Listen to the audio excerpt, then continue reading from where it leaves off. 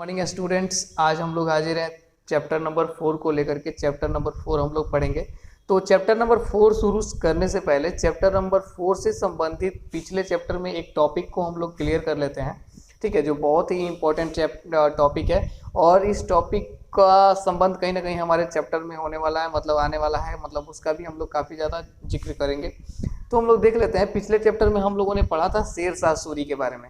शेर शाह सूरी के बारे में हम लोगों ने पढ़ा था कि उनका शासन काल जो है मतलब स्टार्ट कहाँ से हुआ। तो हम लोगों ने ये पढ़ा था कि मतलब उनका शासन काल बिहार से शुरू हुआ था, जो कि बिहार में उनके एक चाचा थे और किसी स्मॉल टेरेटरी के जो वो शासक थे, वहाँ पे शेर शाह सूरी जो है उस समय मैनेजर थे, ठीक है।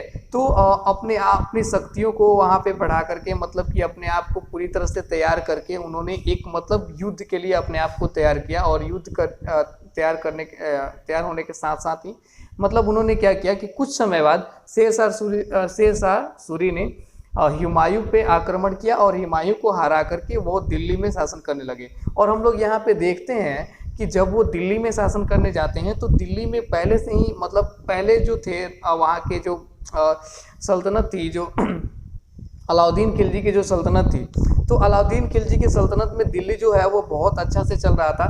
तो उन्हीं के कुछ एडमिनिस्ट्रेटिव रूल को ये क्या करते हैं कि अपनाते हैं, और उस रूल में भी ये काफ़ी ज़्यादा इजाफा करके मतलब बहुत ज़्यादा और भी प्रोग्रेसिव रूल बना करके ये उसको लोगों के सामने पेश करते हैं और अपना जो शासन है वो उसको और भी ज़्यादा मजबूत कर लेते हैं, ठीक है। इनका शासन जो है बाद में आकर के शाहजहां भी फॉलो करते हैं, मतलब इनके जो एडमिनिस्ट्रेटिव रूल रहते हैं उसको शाहजहां भी फॉलो करते हैं, ठीक है। तो ये एक छोटा सा इंट्रोडक्शन था शेर शाह सूरी का, जो हम लोग ऑलरेडी पिछले चैप्टर में पढ़ चुके थे, ठीक है। अब हम लोग बढ़ते हैं अगले चैप्टर की तरफ। तो अगला चैप्टर है हमारा द मुगल एम्पायर्स, ठीक है। तो इस चैप्टर में हम लोग पढ़ेंगे कि मुगल एम्पायर्स जो थे उनकी जितनी भी स्ट्रगल्स रही हैं यहाँ पे राज करने के लिए, जो भी उन लोगों ने अपने शासनकाल में युद्ध लड़े हैं, जो भी मतलब घटनाएं घटी हैं उनके शासनकाल में लोग कैसे फील करते थे, मतलब उनकी जनता कैसे थी, वो वहाँ पे कौन से लड़ाइयाँ हारे, और इनके फैमिली में कौन कौन से मेंबर हुए जिन्होंने राज किया, इन सारी चीज़ों के बारे में हम लोग इस चैप्टर में पढ़ेंगे, ठीक है। तो हम लोग देखेंगे कि एक छोटा सा इंट्रोडक्शन आपके चैप्टर के ऊपर लिखा हुआ है कि उसमें सिर्फ और सिर्फ बताया गया है कि मुगल शासक जो है वो कैसे सरवाइव करते हैं, ठीक है, और क्या क्या चैप्टर में पढ़ना है, ठीक है। तो इसमें बताया गया है कि इस समय तक, मतलब कि जिस समय मुगल एम्पायर्स जो मुगल थे वो अपना राज्य संभालने के लिए राज्य करने लगे थे, ये मिडिल एज का समय था, मतलब मिडिल हिस्ट्री का समय था। तो इस हिस्ट्री के समय तक मतलब कि काफ़ी मुश्किल था, एक तरह से हम लोग देखें तो, कि मतलब अपना अच्छा तरह से शासन जमाना काफ़ी मुश्किल हो गया था। क्यों? क्योंकि ऐसे हो गया था कि यहाँ पे अब जो शासक थे वो बहुत ज़्यादा बढ़ गए थे। एक तो इंडिया के लोकल्स रूलर्स थे जो ऑलरेडी शासन कर ही रहे थे, ठीक है, और दूसरे जो थे मतलब कि ब्रिटिशर थे जो वो भी शासन करना चाहते थे, और उन लोगों के बाद ये लोग भी थे, अफगान के थे, मतलब और भी बहुत सारे लोग थे, जिनकी वजह से अब यहाँ पे थोड़ा सा मुश्किल हो गया था रूल करना, थोड़ा सा शासन करना मुश्किल हो गया था। लेकिन इन सारे परिस्थितियों के बावजूद भी मुगल ने अपने आप को बहुत ही जल्दी एस्टेब्लिश किया, और बहुत ही शॉर्ट पीरियड टाइम में, मतलब बहुत ही छोटे समय में, मतलब इन्होंने अपने आप को एक अच्छा शासक बनाया, अच्छा मतलब रूलर बनाया, जिसका एक मतलब बहुत बड़ा एग्जाम्पल हम लोग पढ़ेंगे इस चैप्टर में, ठीक है।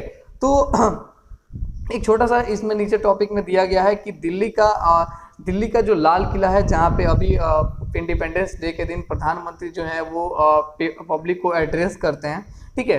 तो वहाँ पे वो जो लाल किला है, वहाँ पे ये लोग जो मुगल थे, वहाँ पे इन लोग का रेसिडेंस हुआ करता था, ये लोग वहाँ पे रहा करते थे, ठीक है। तो ये इसको याद रखिएगा, ये एक इम्पोर्टेंट क्वेश्चन है कि लाल किला किसका रेसिडेंस था और अभी वो कहाँ है, और उस पर अभी कौन उस पर जो है वो इंडिपेंडेंस डे के दिन जो है पीपल्स को एड्रेस करते हैं, लोगों को एड्रेस करते हैं, ठीक है। तो अगला टॉपिक है, इसी क्रम में हम लोग देखेंगे हु वेयर द मुगल्स, कि मुगल्स थे कौन, ठीक है। तो हम लोग देखेंगे कि मुगल जो थे वो दो ग्रेट लिनेज रूलर्स के डिसेंडेंट रहे हैं। अब लिनिएज रूलर्स क्या होते हैं कि लिनिएज रूलर्स का मतलब होता है कि एक वंशावली, मतलब कि किसी राजा के बाद उसका बेटा जो है वो राजा बनेगा, किसी और मतलब और उसके बाद उसका बेटा बनेगा, उसके बाद उसका बेटा बनेगा, ठीक है। तो ये उसी को लीनिएज कहते हैं, जो कि मतलब एक वंशावली होती है। तो इस क्रम में हम लोग देखेंगे कि कौन थे मुगल्स, ठीक है। तो मुगल्स को यहाँ पे बताने के लिए दो तरीके को अपनाया गया है कि एक जो है उनके मदर्स की तरफ से देखा गया है और दूसरा उनके फादर की तरफ से देखा गया है। तो मदर्स की तरफ से जो देखा गया है उसमें थे जंगेज खान, जो कि इनके डिसेंडेड रह चुके थे। जंगेज खान जो थे वो मंगोल ट्रिब्स के रूलर थे। ध्यान से सुनिएगा, जंगेज खान जो थे वो मंगोल ट्रिब्स के रूलर थे, जो कि चाइना और सेंट्रल एशिया पे रूल कर चुके थे। जंगेज खान और मंगोल ट्रिब्स के रूलर थे, जो कि चाइना और सेंट्रल एशिया पे रूल कर चुके थे। वो मुगल के डिसेंडेंट्स थे उनके मदर की तरफ से। अब आते हैं हम लोग उनके फादर की तरफ से, देखते हैं कि इनके डिसेंडेंट्स कौन रहे हैं और वो कहाँ पे रूल किए हुए हैं, ठीक है। तो इनके फादर की तरफ से तैमूर इनके डिसेंडेंट रहे हैं, और ये लोग ईरान, इराक, जो कि अभी हम लोग टर्की के नाम से जानते हैं उस देश को, ये लोग वहाँ के शासक थे, ठीक है।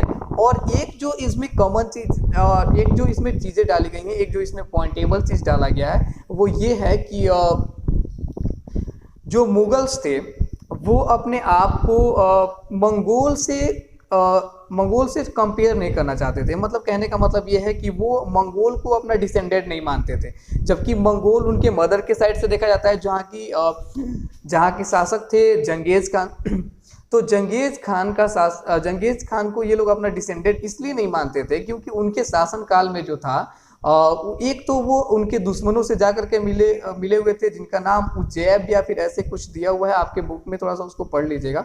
उनसे वो लोग मिले हुए थे। और दूसरा सबसे महत्वपूर्ण रीजन ये था उनके नहीं माने जाने का, कि वो लोग क्या करते थे कि मतलब जंगेज खान क्या करते थे कि अपने शासन काल में बहुत ही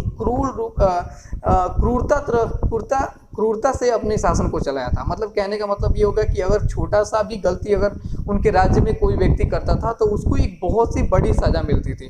मतलब कि ऐसा सजा मिलता था कि जिससे कि अनुमान नहीं लगाया जा सकता है, कि वो लोगों को मरवा देते थे। और कई बार उन्होंने ऐसे जानवरों को भी मरवा दिया, ठीक है। ऐसी बहुत सारी एग्जाम्पल रही है जंगेज खान का, जिसके वजह से वो मतलब अपने इतिहास के एक बहुत ही खराब शासक माने जाते हैं, जिसकी वजह से मुगल जो है उनको अपना डिसेंडेंट्स नहीं मानना चाहते थे उस समय, ठीक है।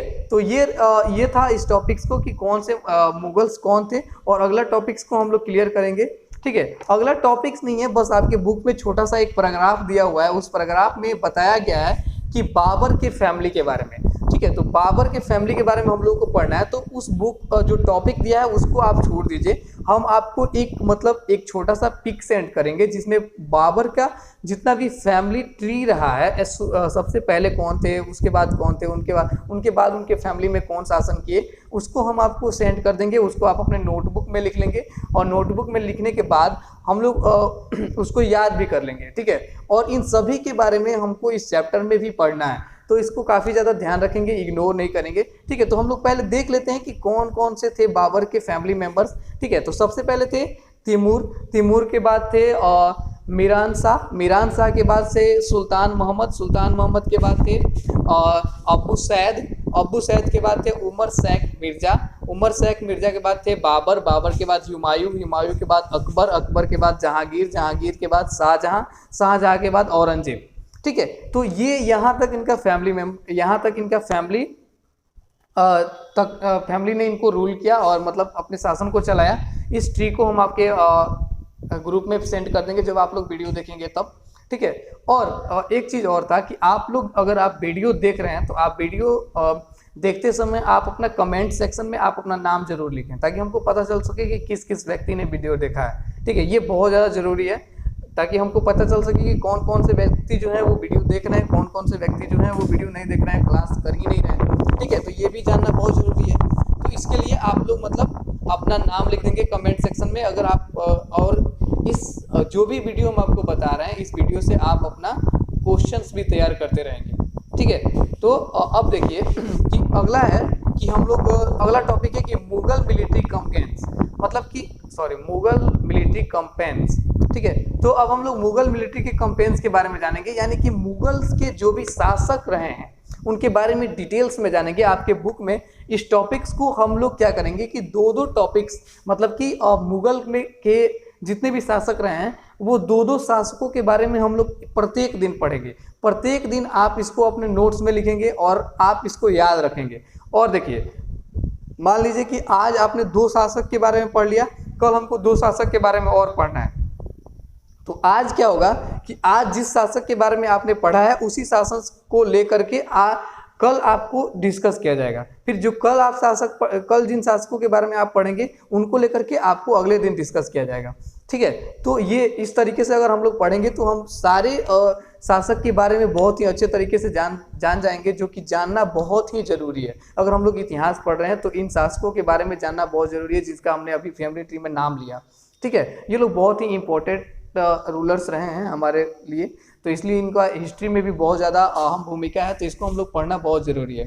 ठीक है, तो अगला देखते हैं कि एक बाबर के बारे में आज छोटा सा पढ़ लेते हैं, उसके बाद हम लोग आगे बढ़ेंगे। बाबर के पहले मुगल के शासक रहे हैं।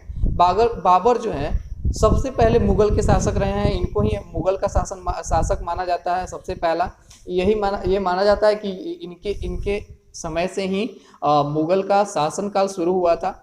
इब्राहिम लोदी को पानीपत के युद्ध में हरा करके बाबर जो है दिल्ली और आगरा पे पहले से ही अपना आधिपत्य जमा चुके थे, अपना राज्य जमा चुके थे, अपना शासन जमा चुके थे और ये वहाँ पे शासन कर रहे थे।